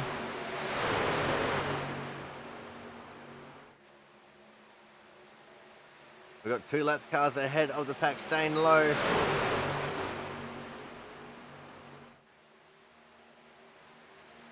Very forceful move there from James Watson to move the pack up high.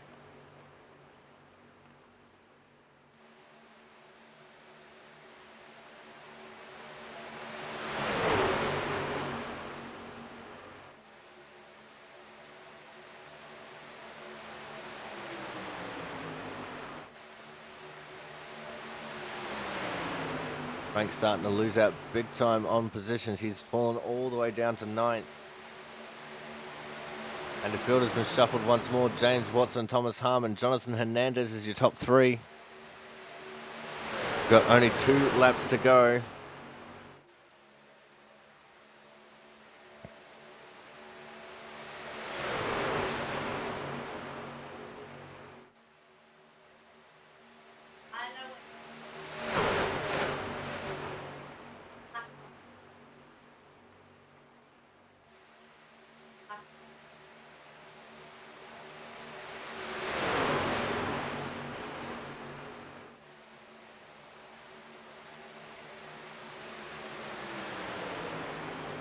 As here we go, coming through the tri-oval for penultimate time. It's white flag, last lap, last chance to win it or wear it.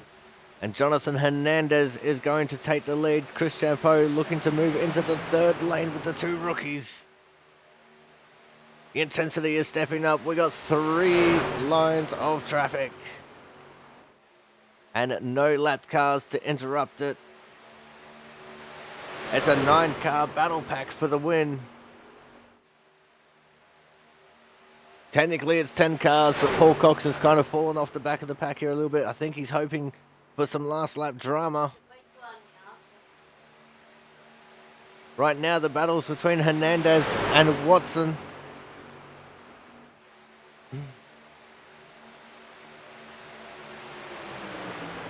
And I don't see Frank Isaacson. I think he had to pull out to get some fuel. Coming across the start-finish line, it's going to be Hernandez. As the big one happens at the end of the race. I think we've got Hernandez, Watson, Lizelle, Harmon, Crampton as your top 5.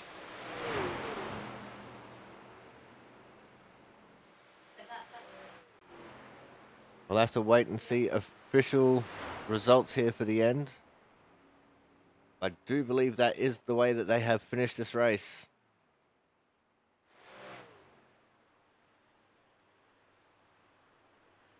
But Jonathan Hernandez absolutely won that one by the skin of a bee's dick.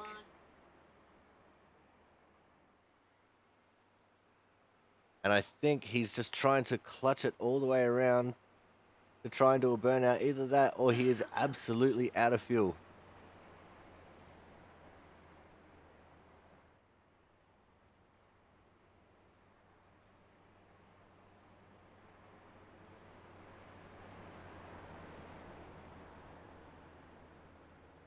think I still hear his engine, so I think he is just clutching it to try and make it around to the start-finish line so he can do a victory burnout.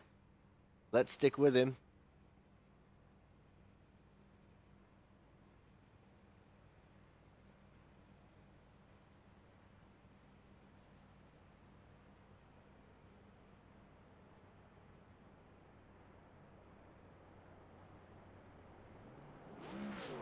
There we go. Burnout time.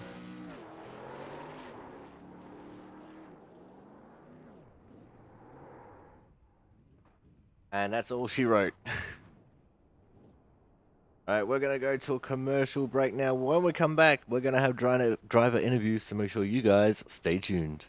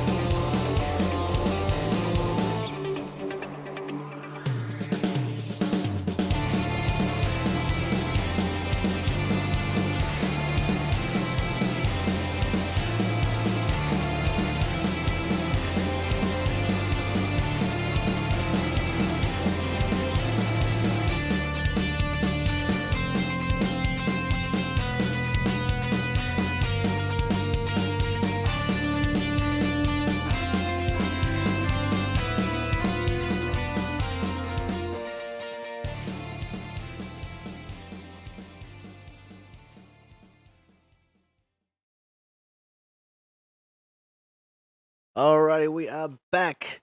Time for driver interviews, and we're kicking things off with our third place getter here today. It's great to see him up here in the booth. It's the 23 of Mr. John Lazelle, and he just disappeared on me. He absolutely just fucking disappeared on me. John! Here, I'm back. Hi, welcome back to the booth. Congratulations on getting third here at Talladega. Trying to run away from me, and it didn't work. I was trying to run away from the pack. Well, let's talk about that race. You had quite the fantastic race out there today. You're up towards the front for the most part, and things definitely got a little bit difficult considering when the caution flags fell. Yeah, it did, but you definitely had the pit, get that gas. And then, so both times I pitted, and then everybody pitted on that second one for a little more splash of gas. And I'm like, well, I should be fine. And I kept turning off the engine, and it was reading the right numbers. And then, like I was telling you earlier, basically, after when it hit 25 laps, I was at 28, and then all of a sudden it took away 3 laps instantly. So I guess iRacing's like, nope, you're not going to be able to do this. So that's when I dropped back and just cruised, and last 3 laps I was good. I had like 5 to the good, so I knew I was going to be okay. All right, now let's talk real quick about the weirdness of what was that final restart. There was only Frank in the outside lane, so it was pretty much a single file restart. What was that like? Just from your perspective. Well, it was kind of weird. Like, it had everybody start at the bottom. I thought everybody would still match up, even though they went in the pits. But I guess iRacing does things different. And when I went, I decided to go in the start finish or the start box, like NASCAR with the lines on the wall. And nobody went with me. And then they just started piling up behind me. So I'm like, oh, I'll drive this for a little bit, 10 laps. I think I did 10 or 12 laps in the front, and then I'm like, I got to get back here in the back and save gas if I want to finish without pitting.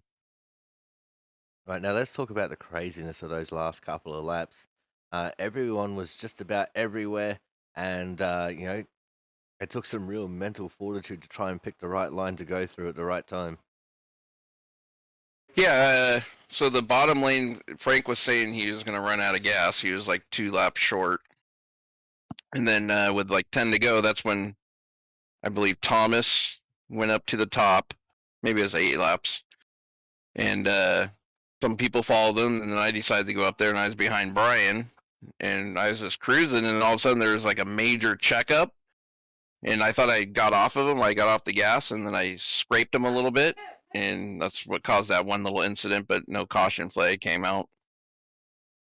I was wondering what happened in that one little incident. I thought maybe someone had run into poor old Mark a little bit. But yeah, it was surprising that crash didn't end up a little bit bigger than it was. Yeah, same here. I didn't mean to wreck anybody or anything. I was just cruising, I'm like, oh, I'm going to stay behind him. And then all of a sudden, I don't know if James let off the gas, and then Brian let off the gas, and then I had to let off even more. I was like 75%, and I let off even more, and I was still sucking him in. It's like it was still bringing me into Brian there, and then they kind of like moved down a little bit, and I felt I held my line, and that's when I got his right side bumper there and pushed him up. It was non-intentional. All right, now let's look forward towards next week. We leave Talladega, and then we go into the Monster Mile of the Dover International Speedway. What's the feeling like for you heading into the concrete jungle of Dover? I like Dover. It's a good track. It's just for some reason I can't save my right front, so I'm pretty sure there'll be some guys up there that if it goes green for a long time, like Thomas, he's really good at saving his tire. But I could probably qualify good there and run like 20, 30 laps good. But after that, it's like I always lose my tires there. It's a fun track though. I like it though. All right, John, before we let you go here tonight, anyone you want to give a quick shout out to? Yeah, my daughter Scarlett, of course, and Output Racing, and of course your channel. All right, well, thank you very much for coming out, John. Congratulations on getting third here at Talladega. We look forward to seeing what you can do next week when we head to Dover. All right, thank you, Corey. You have a good night. You too. All right, guys, All that right, was bye. the 23 of John Lazelle. today's third place getter, and he was out of here quicker than you could say, well, just about anything. He didn't want to stick around and hear how much hype I wanted to give him. Coming up next, he didn't just get second place, he's also our Hard Charger Award winner here for this race this week. Of course, that is going to be the 39 car of Mr. James Watson. James, congratulations first and foremost on second place, and congratulations on taking home the Autism Awareness Hard Charger Award winner this week. Thank you. It means a lot to get a good result, even as heartbreaking as that is. Now let's just talk about the craziness of what this race was. A couple of incidents early, and it really set up this race to be a bit of a fuel mileage race. What was the feeling like for you heading into that final restart with the majority of the field being single file? I knew I was in a good position to save fuel. Um, I'd saved 31, or it looked like I was gonna be able to save 31 laps on the first run easily before we got the first caution. So saving 32 wasn't too much of a stretch for me, especially where I was being at the near tail end of the pack and really just able to run half throttle and not really lose any ground. Now let's talk about the last 10 laps there. Intensity definitely started to pick up as everyone was starting to run on the sniff of an oily rag. What was it like at the front of the pack when everyone started going three wide in those last couple of laps? Yeah, it was kind of nerve wracking because you never know what's going to happen when you go three wide at Talladega, and having the confidence to make that move and make those moves and make them stick without not being completely sure that you were good to go on fuel. Like I wasn't completely set on being good to go until like the last lap when I'm like, yeah, it looks like it's gonna be good, and I really have no choice at this point. Right, now let's look forward to next week, James. We're going to be going to the Dover International Speedway. So, what's the feeling like for you getting ready to take on Miles the Monster? Dover has always been one of my better tracks and a track that's been pretty kind to me, so I'm looking forward to going there. I feel like I might be able to get another solid result as long as I focus on keeping the tires under me. All right, mate. Now, before we let you go here this week, anyone you want to give a quick shout out to? Yeah, I want to thank all the boys back home at Team Watson Racing. Got to thank Chris Graham at the National Racing Network, ZAS Designs for putting my paints together, and Martin Sports. Check them out at Martin Sports 906. They make incredibly top tier sim racing gear like gloves and other cool shirts and things. All right, well, thank you very much for coming out, James. Congratulations, not only taking home P2, but taking home the Autism Awareness Hard Charger Award. We look forward to seeing what you can do next week when we head to Dover. Thank you. All right, guys, that was our second place getter and our Hard Charger Award winner, Mr. James Watson. And what a really nice top three it is. Honestly, it's great to see James up there doing well. He's won a couple of things in some other leagues, and it's great to see him like just right up there and fighting for good results. But coming up next, I'm going to be talking to our winner, and of course, our winner this week, the 88 of Mr. Jonathan Hernandez. Jonathan, you definitely cemented yourself in this race as a bit of a reliable pusher, especially early on. Yeah, well, I want to clear this out of the way. Since I didn't get to do my Martinsville win interview, I'll count this as that one also. Uh, but yeah, early in the race, pretty much beginning is just all about seeing who would work better with, and of course, Ken was a great partner to work with up until his incident, and you know, just throughout the race, it's just finding a way to stay in line, but not turn everyone. As you seen, the bumping was just terrible if you got on someone's quarter panel, and so that's not what we want to do. We wanted to make friends, be there at the end, and it pretty much worked out at the end.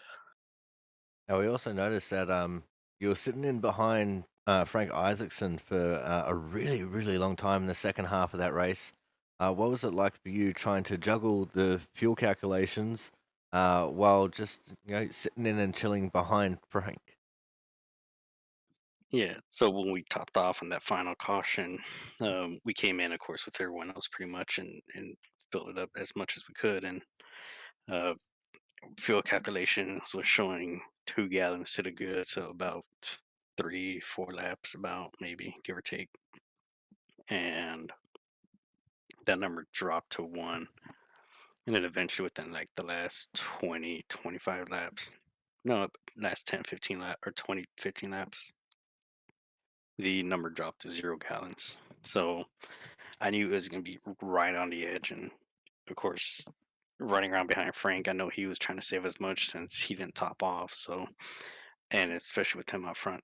So just trying to stay behind him, match his pace, which helped out a lot because when we came across the line, I had point 0.2 left.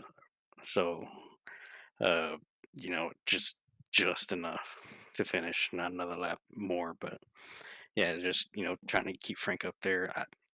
It may be slight chance, slight hope that he was gonna have enough, and we were probably gonna push him to the win if that was the case. But sadly, that didn't work out. He said that he was about 2 laps short. Yeah, I had a sneaking suspicion that you were going to try and push him to the win if he was able to make it. Just because I know that's just the kind of guy you are. Like, I know you're battling for the championship, at which point this win will definitely put you in good standings for that with Thomas Harmon finishing in fourth. But you're also, just a very friendly, orientated guy, and pushing Frank to the win is definitely a pretty good accolade to have on your record, especially around a track like Talladega where literally anything can happen. Yeah, and it was not the first time that I've done something. Did it a few years ago at Auto Club, and got somebody their first win in the league there. So in the end, it's all about yeah, wins matter, but at the same time, going that extra step and just trying to help whoever get their first win. I know James wanted this one so bad, um, and I'm gutted for him that he didn't get it, and just blink of an eye, really, not even a blink, and just it's gone. That win's out of your hands. So just trying to help out as much as I can, get these guys that been trying the hardest, or you know been here for so long, especially at a track like this where everything's unpredictable, and just see what could happen. And I think we had a lot of guys itching for their first win. I know um, Brian in 44 was up there at some point, and a few other guys. I think I seen Travis Dart come up also. So yeah, it's just and the end of the day, it's the luck of the draw, really. It's if it's your day or not, which for us, it was today. All right, now let's fast forward on to next week. Going to be going to the Dover International Raceway. What's the feeling for you heading into the concrete abyss that is Dover? Well, heading into the race, I know it's going to be a lot of expectations since one of my main sponsors is located in the Northeast area. So, and of course, next week's race is sponsored by them also. So, a lot of pressure on that, but concrete track, 1 mile, and usually in the past it's been setup's been tight. So we'll see if tire strategy comes into play once again, or if we're gonna have another caution fest race, which nobody knows. For Dover, it's one of those unknowns that you think it'll be clean, and at the same time, um, it'll be the messiest race we'll have all season. So I'm looking forward to it. It'll be a challenging race for sure, and we'll see what we come up with. It maybe 3 wins back to back. All right, now before we let you go, we know you got some people that you got to thank. So let's get your shout outs out of the way for this week. yeah, so of course, my family first, and their support and everything. I know they're gonna be ecstatic to hearing me, knowing that I got another win in the league wrapped up, and uh, I got to also thank my girlfriend, who I know she's gonna be ecstatic about it also when she wakes up in the morning. But and then I got to thank everyone over there at the Triad Racing Enterprises, our whole team, with how far we gone since the beginning, pretty much a few months ago when we started. We made a lot of progress, and of course, all our sponsors, Suits Media, RPM Motorsports, Stent Analyzer, Haillock Projects, uh, Shorba's Racing Graphics, Body Armor this week, and Chevrolet Accessories. So I want to thank all of them, and of course everyone here at Output also for pretty much fun league. For me, I find it fun this week. This race might not have been fun for a lot of people with the wrecks, but for me, I'll take it. Win's a win. Nothing to complain, and move on to next week. All right, well, thank you very much for coming out, Jonathan.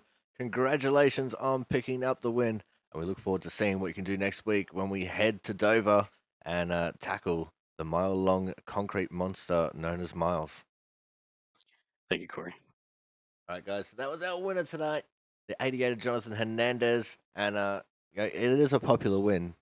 I fucking love Jonathan Hernandez, and that's my second for the broadcast. And he's a great guy, and you heard him there.